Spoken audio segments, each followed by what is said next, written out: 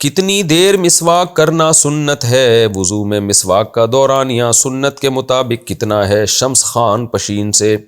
کوئی خاص مقدار نہیں ہے، جب آپ کو خیال ہو کہ دانت صاف ہو گئے ہیں تو بس سنت پوری ہو گئی۔ ولد الزنا کی امامت کیوں مکروہ ہے؟ مجھ سے میرے ایک دوست نے سوال کیا کہ میں نے کتابوں میں پڑھا ہے کہ ولد الزنا کی امامت مکروہ ہے، تحریمی ہے۔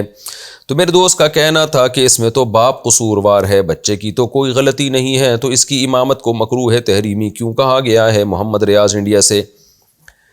بالکل صحیح بات ہے، بچہ تو معصوم ہے، نہ قیامت کے دن اس کو اس بنیاد پہ کوئی گناہ ملے گا کہ ولد الزنا ہے، نہ دنیا میں اس کو عار دلانا جائز ہے۔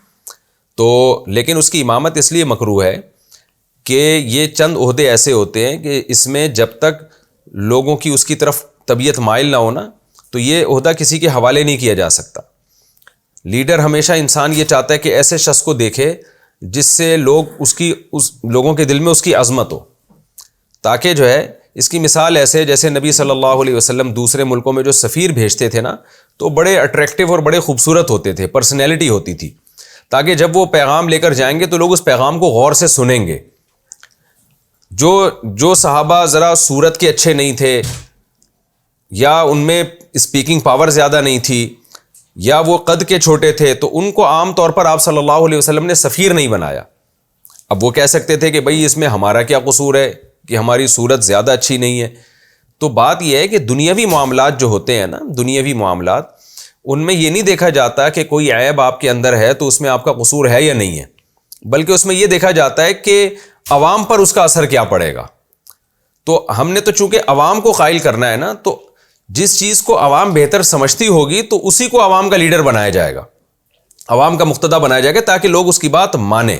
اس کی مثال ایسے جیسے لڑکی کا نکاح ہمیشہ شریعت کہتی ہے کفو میں کرو، اس کے پیرالل میں یا اس سے افضل میں کرو، کیونکہ اس نے شوہر کو کے ماتحت رہنا ہے، تو شوہر کا مقام بڑا ہوتا ہے۔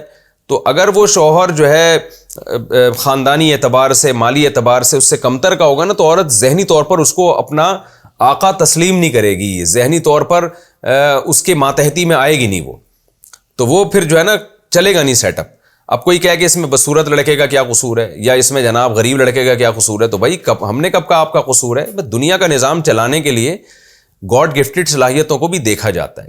تو اسی طرح امامت ایک اخروی معاملہ بھی ہے، دنیاوی معاملہ بھی ہے۔ اخروی معاملہ تو یہ کہ آپ نماز پڑھا رہے ہیں، تو اس لحاظ سے تو یہ دیکھنے کی ضرورت ہی نہیں ہے کہ یہ ولد الزنا ہے یا یہ ولد الزنا نہیں ہے۔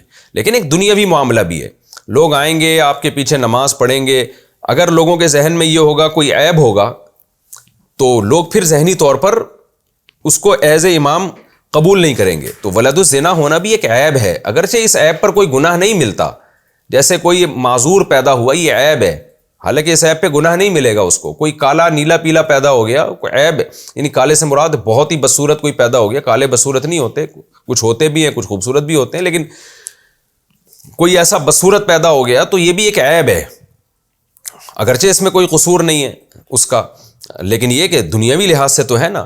تو لیڈر ہمیشہ ایسا ہونا چاہیے جس کو لوگ ذہنی طور پر لیڈر مانیں، یہ انسان کی نیچر ہے۔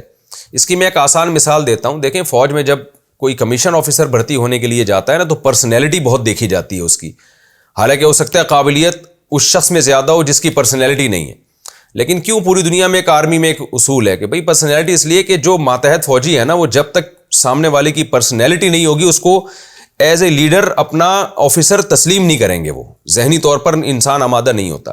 تو امام بھی عیب سے پاک ہونا چاہیے، چاہے وہ دنیاوی عیب ہو یا اخروی عیب ہو۔